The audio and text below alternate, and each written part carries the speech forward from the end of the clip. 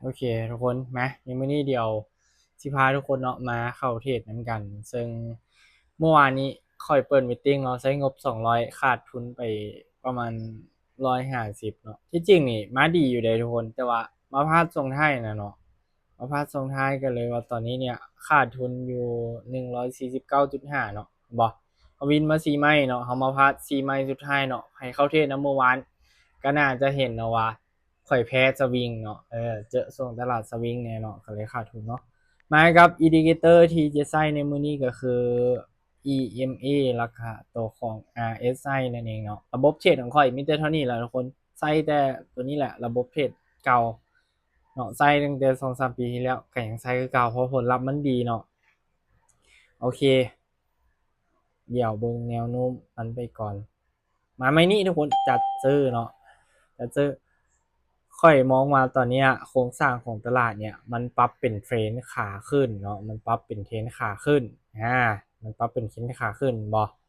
ก็เลยว่ายังมองเป็น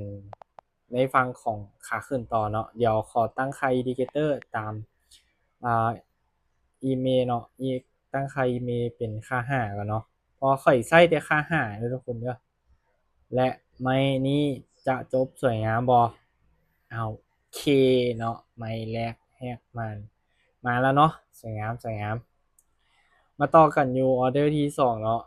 ไปกันต่อเทรดแบบสไตล์วินนิ่งมาตินเกลคือเก่าเนาะตอนนี้กำไรอยู่ที่47.97กลับไปกันต่อเลยเดี๋ยวถ้ามันปิดเป็นแท่งเต็มค่อยจะมองว่าค่อยจะซื้อเดี๋ยวทุกคนเดี๋ยวเขาจะมองว่าเขาจะบ่ายต่อเนาะโอเคบายซื้อเนาะโอเคนั่นแหละสวยงาม โอเคทุกคนชื่อว่ามันเป็นการพักเนาะเบิ่งตามโครงสร้างของตลาดทุกคนแท่งเทียนทุกคนสังเกตเบิ่งว่าแท่งซื้อหลายเนาะแท่งเทียนขายเนี่ยมันพักเป็นระยะซื่อๆเนาะมันพักเป็นเนี่ย4แท่งแล้วก็ค่อยมาพักหนึ่ง2แท่งมาพักหนึ่ง3แท่งมาพักหนึ่งเนาะค่อยก็เลยยังมองว่าออเรนนี่ยังจบเป็นแท่งซื้อได้นั่นเองและไม่นี้ก็น่าจะบ่เฮ็ดให้เฮาผิดหวังเนาะโอเคสวยงามเนาะวินเดี๋ยวขอแคปไปก่อน ถ้าตอนนี้เฮาเบรกก็ถือว่าเฮาได้ต้นทุนเฮาคืนแล้วเนาะแต่ว่าค่อยเป็นคนหนึ่งขี้โลภทุกคนค่อยเป็นคนหนึ่งขี้โลภค่อยจะเอาอีกหนึ่งไม่เนาะให้มันได้กำไรเลยเนาะโอเคค่อยสังเกตเห็นทุกคนสังเกตเบิ่งเด้อทางซ้ายมือมันมีแนวต้านอยู่เนาะโอเคมาค่อยซื้อมันย่อราคาไปสวยงามเนาะสำหรับไม้นี้แมนค่อยมองเด้อทุกคนเด้อค่อยมองว่า ขอให้มันปิดในแก็ปหรือว่าช่องว่างราคาอีกนิดนึงถ้ามันปิดเป็นแท่งซื้อน้อยๆก็โอเคนี่ตามตัวนี้เลยเนี่ยทุกคนสังเกตเห็นบ่นี่ตัวนี้เลยถ้ามันปิดในช่องว่างตัวนี้เนาะข่อยจะรู้สึกแฮปปี้ที่สุดเลยโอเคขึ้นมาและและการตัวนี้เป็นความจำของข่อยเต็มเลยทุกคนภาพมันเลยตัดทุกคนอันนี้คือเมื่อกี้ทุกคนเห็นเนาะว่า ค่อยตัดไปนี่ทุกคน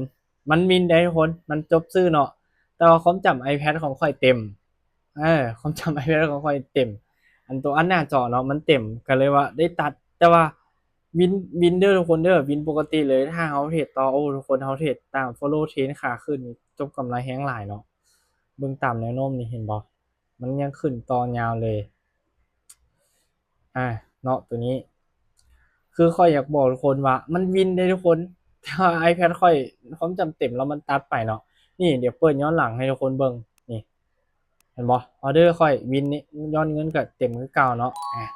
เดี๋ยววิดีโอนี้จบประมาณนี้ทุกคน